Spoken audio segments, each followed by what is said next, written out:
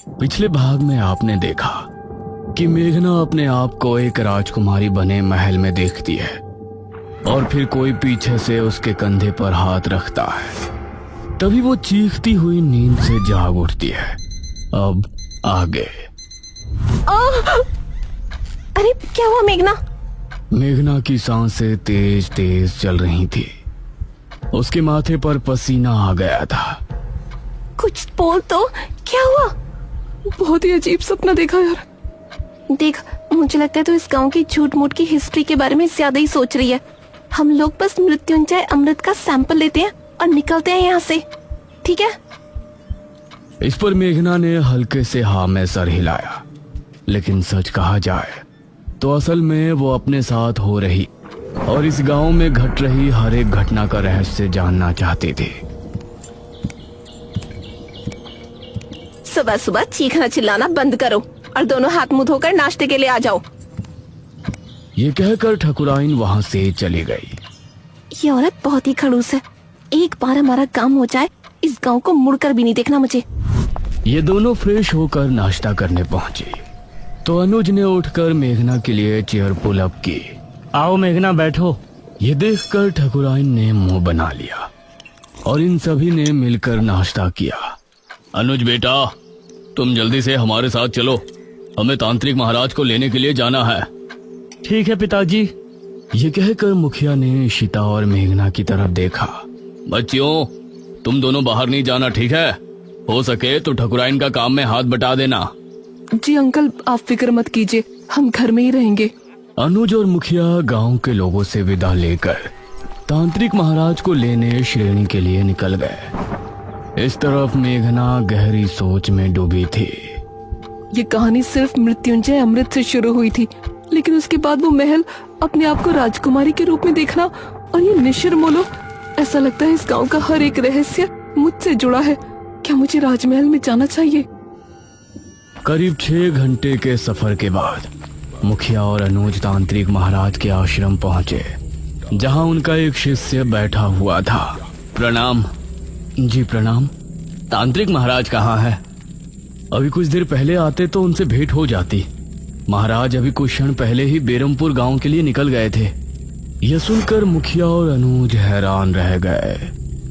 हमारे गांव? हम तो महाराज को लेने के लिए आए थे। हमारे आने से पहले ही वो कैसे निकल गए? उन्हें किसने सूचना दी कि हमें उनकी जरूरत है? बाबा का अपने हर एक शिष्य से गहरा संबंध है। उनको दूर बैठे ही उनके बारे में सब कुछ पता चल जाता है। धन्य हो तांत्रिक महाराज। इसका मतलब है कि उनको पहले ही आभास हो गया था कि छोटे तांत्रिक की मृत्यु हो गई है, इसीलिए वो हमारे गांव के लिए निकल गए। पिताजी, अब हमें भी चलना चाहिए। तांत्रिक महाराज तो हमसे पहले गांव पहुंच जाएंगे। हाँ बेटा, चलो। धन्यवाद। अनुज और मुखिया उसी समय वापस गांव आने के लिए निकल गए। इसी तरह दोनों का सफर में ही दिन गुजर गया। इस तरफ शाम होने पर गांव में डर का माहौल छा गया। सभी लोग चौक पर जमा हुए गांव के मुख्य द्वार की तरफ ही देख रहे थे। हे भगवान, मुखिया जी कहाँ रह गए? रात हो गई है, कहीं निशिर मोलो ना आ जाए। इसी तरह से 7 बजे का घंटा बजा और मौसम फिर से बदल गया। सभी ये देखकर डर गए। मेघना, इशिता और ठकुराइन भी सभी के साथ वहां खड़ी थी। तभी उन्होंने मुख्य द्वार से किसी के कदमों की आहट सुनी और धीरे धीरे आंख से साफ हुआ तो सामने से तांत्रिक महाराज आते हुए नजर आए। अरे, ये तो तांत्रिक महाराज हैं। उन्हें देखकर सभी लोग खुश हो गए। तांत्रिक महाराज की जय हो! तांत्रिक महाराज की जय हो! सभी ने तांत्रिक महाराज के आगे हाथ जोड़कर नमन किया। तांत्रिक महाराज, ये और मेरा बेटा अनुज कहाँ है? वही आपको लेने के लिए गए थे ना? ठकुराइन, हमारे शिष्य की मृत्यु की सूचना हमें रात ही मिल गई थी, इसलिए हम स्वयं ही यहाँ आने के लिए निकल गए थे। उनसे हमारी भेंट नहीं हुई। हे भगवान, तो ये कहाँ रह गए? अब हम आ गए हैं। आप लोगों को डरने की जरूरत नहीं है। मुखिया और अनुज भी वापस आ ही जाएंगे। महाराज, आप जो भी करना है आप ही को करना है। जब तक ये और अनुज नहीं आ जाते आप हमारे घर चलकर आराम कर लें। ठकुराइन, हम तांत्रिक होकर बड़ी हवेली में नहीं रह सकते। आप लोग पुराने किले में हमारे ठहरने का प्रबंध कर दें। जैसा आप कहें महाराज। ये कहकर ठकुराइन ने गांव के लोगों से कहा, आप सभी मिलकर पुराने किले की अच्छी से सफाई कर दें और वहाँ रोशनी का भी अच्छा इंतजाम कर दें। ये सुनकर गांव के कुछ आदमी किले की तरफ निकल गए। बाबा वहीं चौक पर बैठे रहे। उन्होंने आंखें बंद की और ध्यान मग्न हो गए। शायद वो सोच रहे थे कि आखिर कैसे निशिरमोलो से निपटा जाए, और मेघना के दिल में भी कई सवाल उठ रहे थे। तकरीबन 1 घंटे तक किले की सफाई का कार्य चला और तभी अनुज और मुखिया भी वहां पहुंच गए।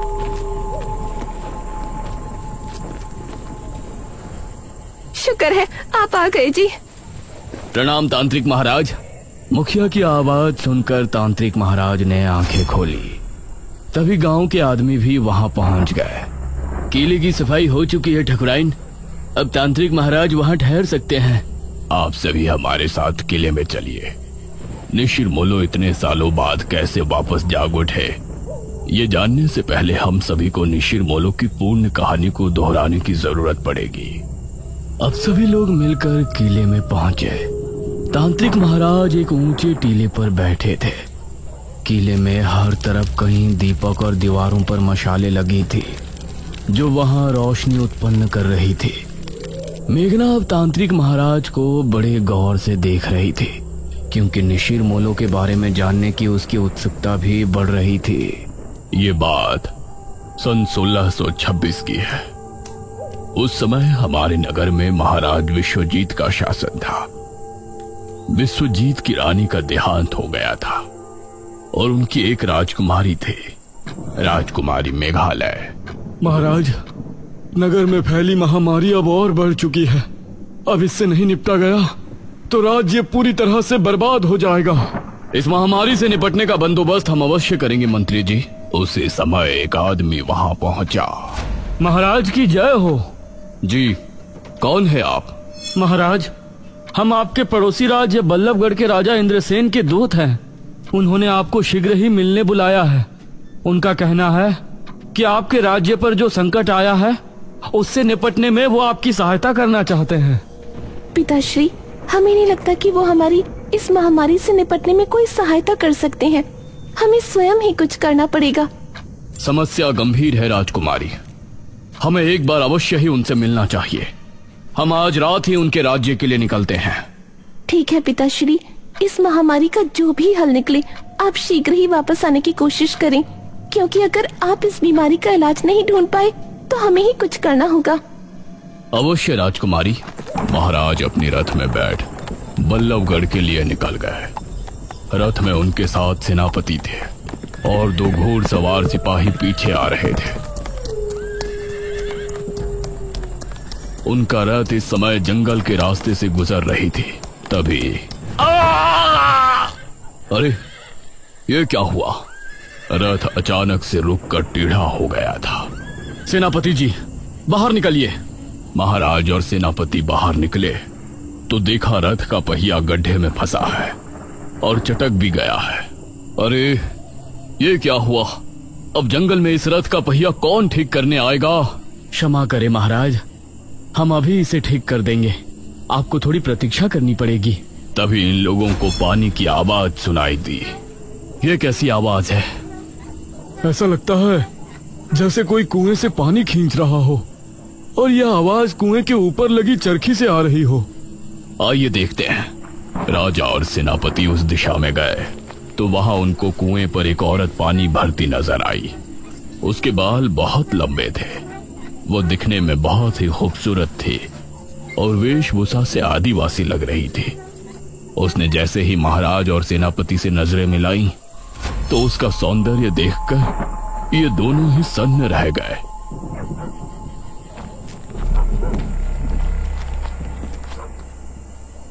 अरे, आप तो हमारे महाराज लग रहे हैं। प्रणाम महाराज। प्रणाम। क्या नाम है आपका? मेरा नाम दमयंती है महाराज। यहाँ पास ही मेरी कुटिया है। आप इस समय जंगल में? असल में हम पड़ोसी राज्य के लिए निकले थे। हमारा रथ खराब हो गया है, तो इसीलिए हम जंगल में भटक रहे हैं। महाराज, तो आप हमारी कुटिया में चलिए। यहाँ भटकना ठीक नहीं है। जब तक रथ ठीक नहीं हो जाता आप वहाँ रुक सकते हैं। ये दोनों दमयंती के साथ उसकी कुटिया में चले गए और फिर दमयंती ने दोनों को पीने के लिए पानी दिया। कितनी सुंदर है ये। अगर ये हमारी पत्नी बन जाए तो जीवन धन्य हो जाए। कितनी सुंदर स्त्री है। अगर ये हमारी पहली महारानी बन जाती तो कितना अच्छा होता। लेकिन हम एक महाराज होकर इसके सामने अपना प्रस्ताव रखें और इसने ठुकरा दिया तो इससे हमारा बहुत अपमान होगा। दमयंती दोनों को देखकर मुस्कुराने लगी। क्या हुआ दमयंती जी, आप इस तरह से क्यों मुस्कुरा रही हैं? दमयंती ने दोनों की तरफ देखा और बोली, अगर हम कहें कि हम आप दोनों के मन की बात सुन सकते हैं तो आपको कैसा लगेगा? ये आप क्या कह रही हैं? भला कोई किसी के मन की बात कैसे सुन सकता है? मैं सुन सकती हूँ महाराज। अभी सेनापति जी ने हमें अपनी धर्मपत्नी और आपने हमें अपनी महारानी बनाने के बारे में सोचा है। ये सुनकर सेनापति और महाराज दोनों ही हैरान रह गए। आप लोग घबराएं नहीं, मैं भी आप दोनों में से किसी एक की होना चाहती हूँ। ये सुनकर महाराज और सेनापति दोनों के चेहरे पर मुस्कान छलक आई। तो ठीक है दमयंती, अपना निर्णय सुनाए। इससे पहले ही सेनापति बोला, महाराज, अगर आप दमयंती को चाहते हैं तो हम आपके विरुद्ध नहीं जा सकते। ये सुनकर महाराज को बहुत अच्छा लगा और दमयंती भी मुस्कुराई। किंतु हम एक महारानी का जीवन नहीं जीना चाहते। हम आपकी धर्मपत्नी बनकर सिर्फ अपना पत्नी धर्म निभाना चाहते हैं। अगर आपको हमारा प्रस्ताव स्वीकार है तो आपको अभी इसी क्षण हमसे विवाह करना होगा। महाराज ने उसी समय अग्नि के साथ फेरे लेकर दमयंती से विवाह कर लिया। सुबह होने तक रथ भी ठीक हो गया था। महाराज ने दमयंती को भी अपने साथ लिया और फिर उस राज्य पहुंचे। राजा इंद्रसेन को हमारा नमन है। आइए महाराज, बैठिए। महाराज और इंद्रसेन में बातें हो रही थी, लेकिन इंद्रसेन भी दमयंती पर मोहित हो गया था। आज रात इस विश्वजीत को रास्ते से हटाकर हम दमयंती को अपना लेंगे और फिर कल ही इसके राज्य पर हमला बोलकर उसे भी अपने अधीन कर लेंगे। दमयंती उसको बड़ी गौर से देख रही थी और उसके चेहरे पर गुस्सा दिखने लगा था। क्या हुआ दमयंती? महाराज, राजा इंद्रसेन आपकी कोई मदद नहीं करना चाहते। रात होने पर आपको रास्ते से हटाने की योजना बना रहे हैं और हमें हमेशा के लिए अपना बना लेंगे और आपके राज्य को भी हड़प लेंगे। यह सुनकर इंद्रसेन भी हैरान रह गया। महाराज को बहुत गुस्सा आया। उन्होंने उसी समय अपनी तलवार निकाली। इंद्रसेन को परास्त करने के बाद महाराज तुरंत अपने राज्य की ओर लौट गए।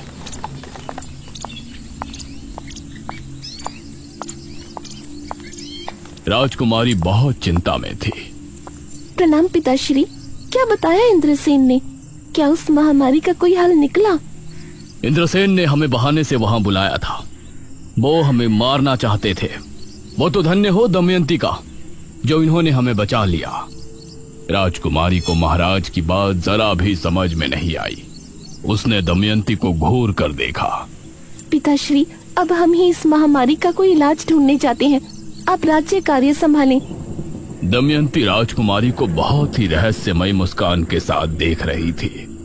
राजकुमारी महल से निकली और इस तरह राजा दमयंती के साथ महल में समय बिताने लगे और धीरे धीरे राज्य के कामों से दूर होते गए। करीब 1 वर्ष और माह के बाद राजकुमारी वापस लौटी। पिताश्री, हमने उस बीमारी से लड़ने का इलाज ढूंढ निकाला है। बहुत अच्छे राजकुमारी, बताइए ये कैसे संभव है? पिताश्री, हमने एक महासिद्धि करके ये बीज हासिल किया है। इसी के जरिए हमें उस महामारी के साथ हर बीमारी से छुटकारा मिल जाएगा। क्या इस बीज के जरिए? जी पिताश्री, वो कैसे होगा ये आपको अगले 7 दिनों के भीतर पता चल जाएगा।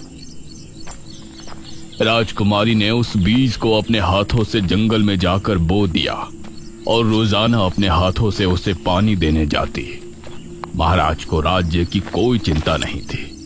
वो हर समय बस दमयंती के पास ही बैठे रहते थे।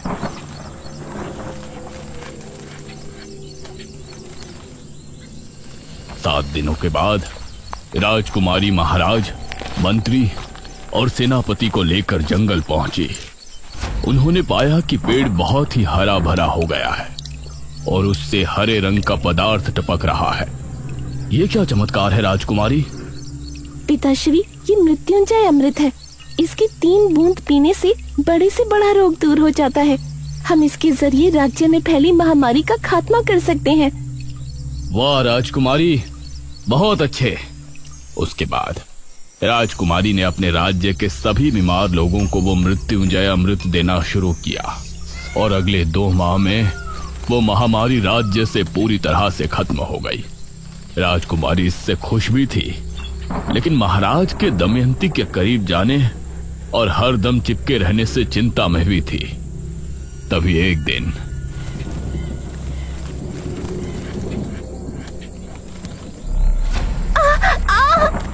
महाराज!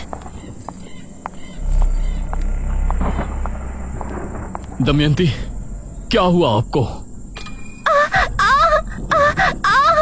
क्या हुआ दमयंती आपको? कुछ तो बताइए।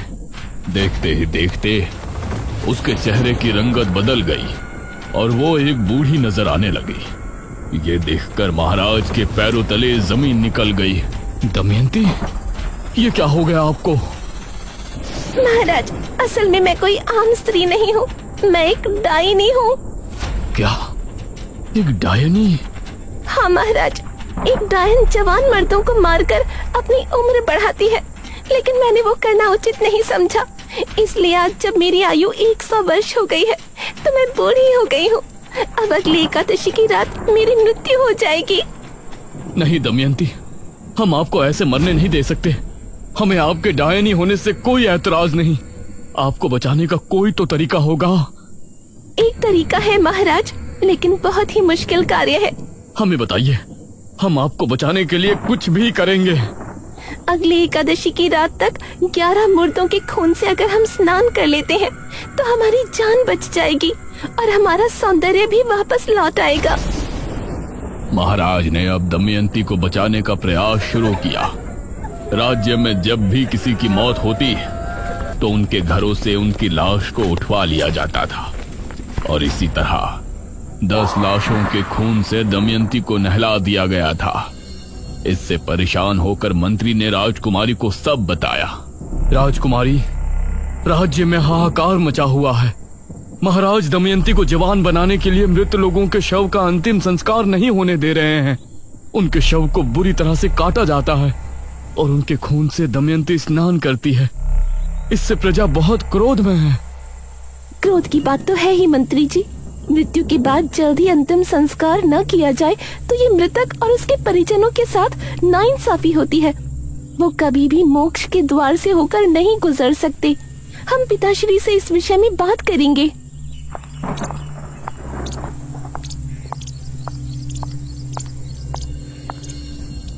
राजकुमारी ने महाराज से बात की, लेकिन उनके सर पर दमयंती को बचाने का भूत सवार था। जो लोग पहले ही मर चुके हैं उनके शव को किसी के जीवन के लिए इस्तेमाल करना गलत नहीं है राजकुमारी। गलत तब होता जब हम जिंदा लोगों की बलि देते। आप हमें रोकने की कोशिश ना करें। राजकुमारी महाराज के व्यवहार से बहुत चिंता में थी। वहीं गांव के लोग भी अब इससे छुटकारा चाहते थे। अरे बहुत हो गया, अब हम गांव के लोग महाराज का ये अत्याचार नहीं सहेंगे। हाँ, हमारे मृतकों को हक है कि उनका अंतिम संस्कार किया जाए। लेकिन हम लोग महाराज से कैसे लड़ेंगे? कैसे रोकेंगे उनके सिपाहियों को? एक उपाय है, जब भी गांव में किसी की मृत्यु होगी तो हम कोई भी शोक समारोह नहीं करेंगे। इससे महाराज के सिपाहियों को किसी भी मौत की खबर नहीं होगी। आधी रात के समय हम में से 4 लोग उस शव को ले जाकर चुपचाप शमशान में उनका अंतिम संस्कार कर दिया करेंगे। सिर्फ 4 लोग, बाकी सभी अपने अपने घरों में शांतिपूर्ण होंगे। गांव के लोगों को यह सुझाव अच्छा लगा। उन्होंने गांव के 4 आदमियों को नियुक्त किया। उस समय अर्थी को कंधा देने वाले लोगों को मोला कहा जाता था।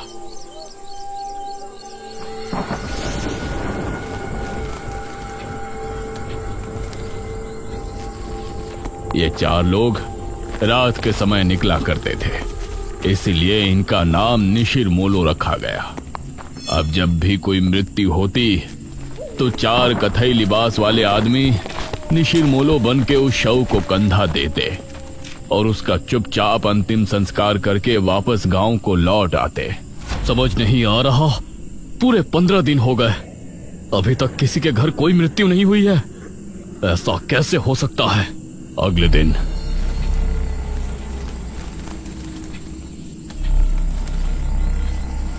महाराज के गुप्तचरों के द्वारा महाराज को यह बात आखिर पता चल ही गई और उनका क्रोध 7वें आसमान पर आ गया।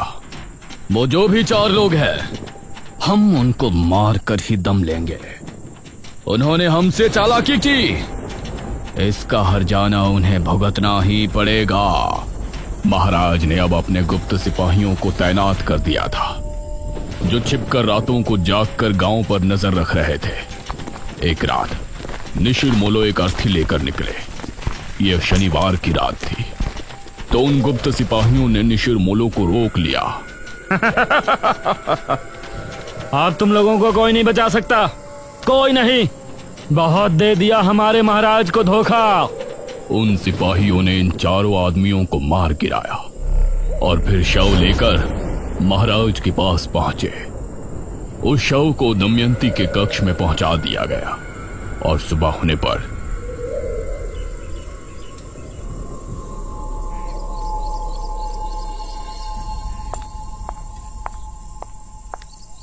दमयंती कक्ष से बाहर निकली, अपने उसी खूबसूरत जवान अवतार में। उसे देखकर महाराज ने उसे भरी सभा में गले लगा लिया। दमयंती की आंखों में एक रहस्यमयी चमक थी, जैसे कि वो कुछ छिपा रही है। लेकिन अब निशिर मोलो की आत्मा गांव में भटकने लगी थी। वो 4 आत्माएं अपने कंधे पर ताबूत उठाए हर शनिवार की रात गांव में भटकती थी। उस समय उन आत्माओं को जो भी दिखाई देता, वो समझती कि ये राजा के सिपाही है जो उनको रोकना चाहते हैं, इसीलिए वो उसको अपने साथ ले जाती। इतना कहकर तांत्रिक महाराज चुप हो गए। सभी गांव के लोग ये कहानी सुनकर हैरान थे और मेघना को तो जैसे अब अपने सपनों से जुड़ी कुछ बातें समझ में आने लगी थीं। हे भगवान, मतलब जो निशिर मोलो आज हमारी जान के दुश्मन है, वो कभी हमारी रक्षा किया करते थे। हाँ, उनकी इसमें कोई गलती नहीं है। उनकी अकाल मृत्यु की वजह से वो ऐसा करते हैं। उनको नहीं पता कि उनकी मृत्यु हो चुकी है। वो तो अभी भी अपने काम को अंजाम देने की कोशिश कर रहे हैं। बाबा, आगे की कथा में क्या हुआ? वो राजकुमारी, महाराज और दमयंती? आगे क्या हुआ और निशिर मोलो को कैसे रोका गया और अब वो अचानक क्यों 400 साल बाद वापस आ गए हैं, ये कहानी जानने के लिए हमें बेरमपुर पुराण को पढ़ने की आवश्यकता है, जो कि 400 साल पहले की राजमहल के किसी गुप्त कक्ष में रखवाया गया था। बेरमपुर पुराण? अब इसका पता हमें कैसे चलेगा बाबा? वो बेरमपुर पुराण राजमहल में कहाँ है, ये जानने के लिए मुझे एक अनुष्ठान करना पड़ेगा, जो कि मैं इसी किले में बैठकर करूंगा। ध्यान रहे, उस समय सभी अपने अपने घरों में होंगे। कहीं ऐसा ना हो कि इस बार भी निशिर मोलो ये अनुष्ठान रोकने के इरादे से गांव में आए। निशिर मोलो कौन है ये तो हमने जान लिया है, लेकिन इन सब का मेघना से क्या संबंध है? निशिर मोलो उसके आने से कैसे जाग उठे? राजा के साथ क्या हुआ और दमयंती असल में क्या है? इन सभी सवालों के जवाब जानने के लिए हमारे साथ बने रहिए निशिर मोलो के अगले पार्ट में।